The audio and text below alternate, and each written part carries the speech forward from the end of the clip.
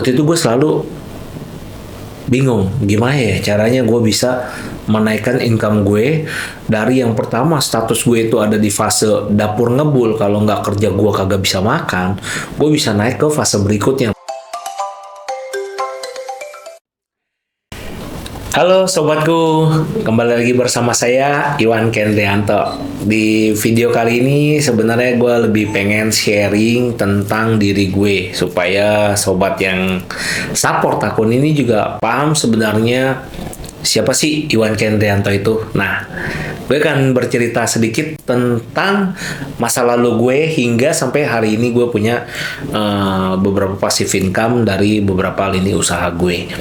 Nah, yang pertama adalah waktu tahun 2011 gue tuh bisa dibilang jatuh ya secara finansial, atau mungkin orang biasa bilang bangkrut kali ya.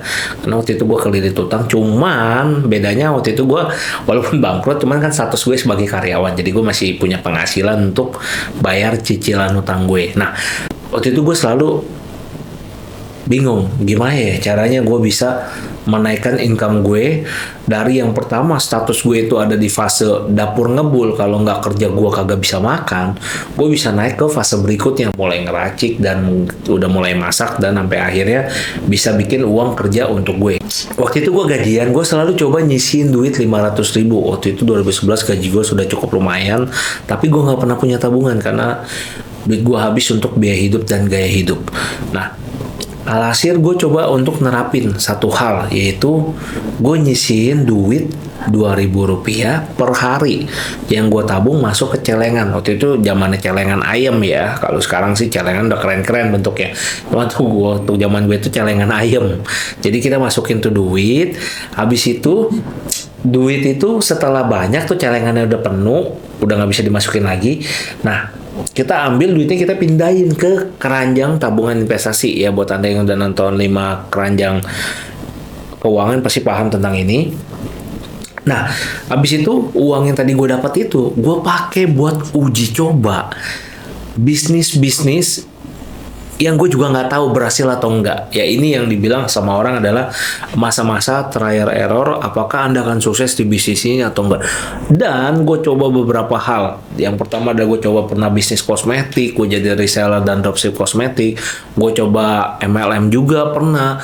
Terus kemudian gue coba untuk bisnis baju, fashion ya. Gue coba gagal. Dan akhirnya gue ketemu nih satu produk yang waktu itu yang bikin titik baliknya gue. Jadi bisa dibilang karena produk ini gue akhirnya bisa sampai hari ini. Jadi itu sebuah pintu gerbangnya gue yang diberikan dari yang maha kuasa ya. Gue juga nggak tahu, tiba-tiba gue ketemu ide itu, akhirnya gue bikin bisnis minuman itu. Dan waktu gue punya ide bisnis minuman itu, gue juga gak punya modal sebenarnya buat bikin bisnis minuman tersebut. Alhasil gue coba untuk mulai menggunakan ilmu yang namanya 5 keranjang keuangan tadi, tapi dengan versi yang berbeda, yaitu gue setiap kali gajian gue nyisihin 500.000 ya. Jadi yang nabung 2.000 tadi gue tetap jalanin, terus gue nyisihin 500.000 per bulan. Di bulan pertama itu gue masih ingat banget ya, gue beli blender karena waktu itu gue pengen jual minuman bubble drink. Dan waktu itu sempet 2011 itu, kalau teman-teman yang tahu momentumnya, sempet nge-boom yang namanya cappuccino cincau. Itu setiap kali beberapa meter lu ketemu. Nah, kalau sekarang eranya teh manis Solo ya, waktu zaman gue kita jalan berapa meter kita ketemu cappuccino cincau. Nah, gua bulan pertama beli blender, di bulan kedua gue beli perlengkapan dan peralatan lain ya, kayak gelas, silen cup dan lain-lain. Nah, pokoknya gue cicil. Di bulan ketiga gue nyicil beli bahan baku secukupnya.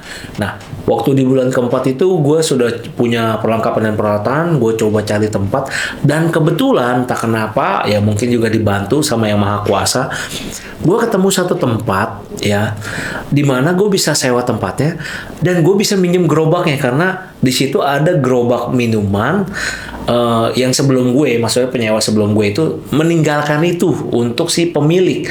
Dan akhirnya gue minjem sama si pemilik, gue sewa. Gue bilang gue baru mulai, gue ceritain kisah gue, terus gue bilang gue pengen buka usaha, gue kurang modal, gue pinjem dulu, gue sewa dulu boleh nggak sama gerobaknya gitu-gitu.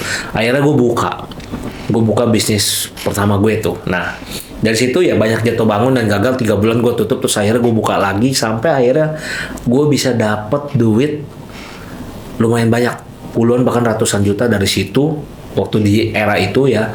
Nah, yang ketiga nih, waktu lu dapet duit jangan lupa lu sisihin dulu baru habiskan. Jangan lu habiskan dulu, kalau ada sisanya baru lu sisihkan. Ini salah banget, karena gue dulu pernah ngalamin hal di fase itu. Dari gaji gue kecil sampai gaji gue naik, bahkan gue dapat lemburan lumayan gede di era itu, gue gak pernah punya duit dan gue gak pernah punya simpanan sama sekali gitu. Padahal gaji gue lumayan gede waktu itu, udah lumayan lah di tahun 2011. Nah, dari situ gue mulai nih mikir, wah kalau kayak gini duit ini yang gue dapat, gue jangan foya-foya, karena gue sudah mengalami waktu itu gue jatuh, tumbang, gue gak ada duit, terus gue bikin hasil duit ini gue investasikan. Makanya waktu itu gue punya franchise minimarket.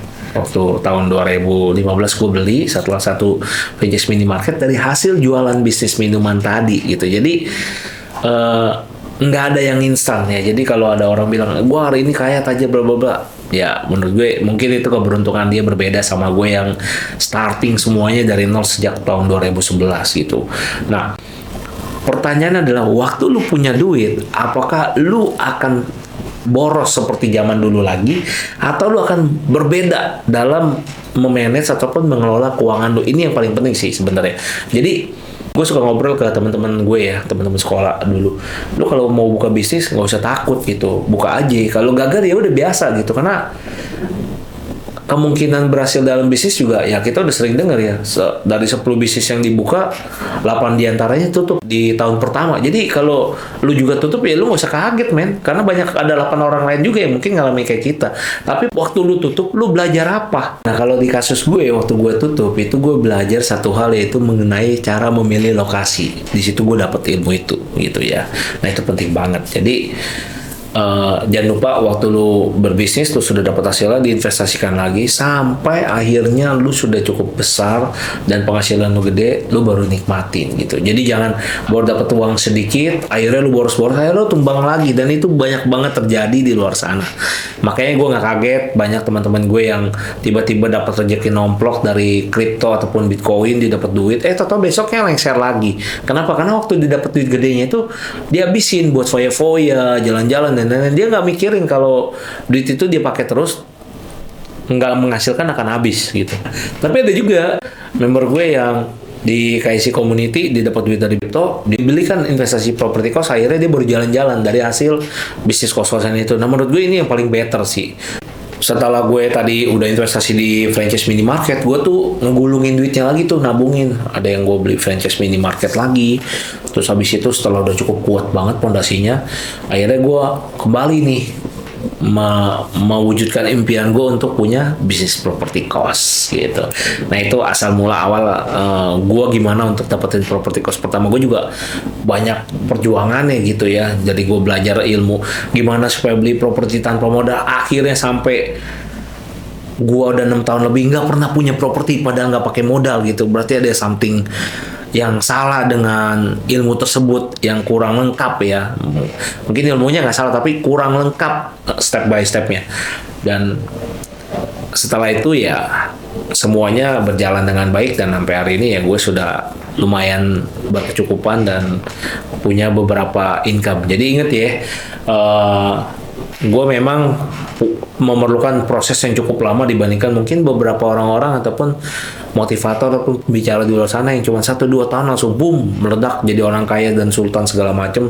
Beberapa mungkin jadi crazy rich dan lain-lain. Ya gue mungkin nggak seberuntung itu ya untuk rezeki dan hokinya, tapi gue tetap bersyukur karena walau bagaimanapun gue ini seorang perintis ya, bukan pewaris, tapi gue bisa mencoba untuk memperbaiki keuangan finansial di pribadi gue dan keluarga gue gitu. Jadi sehingga dengan proses-proses yang gue diberikan oleh Yang Maha Kuasa untuk ditempa diri gue menjadi lebih baik itu, gue sangat bersyukur hingga hari ini akhirnya gue bisa bikin video ini buat sharing ke sobat semuanya melalui YouTube channel Iwan Kendrianto ini. Semoga bisa menginspirasi Anda juga, sehingga Anda jangan pantang menyerah dan tetap berusaha. Dan yang paling penting satu, jangan pernah menghabiskan uang Anda melebihi penghasilan Anda, dan jangan lupa juga untuk mengurangi cicilan beban Anda. Jangan sampai melebihi kapasitas pembayaran Anda. Ini penting banget ya, dua hal ini. Jangan sampai Anda salah langkah, karena begitu salah langkah semuanya akan habis total.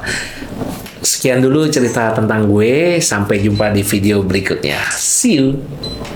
Invest your money, not your time. Your business cost. Invest your money, not your time.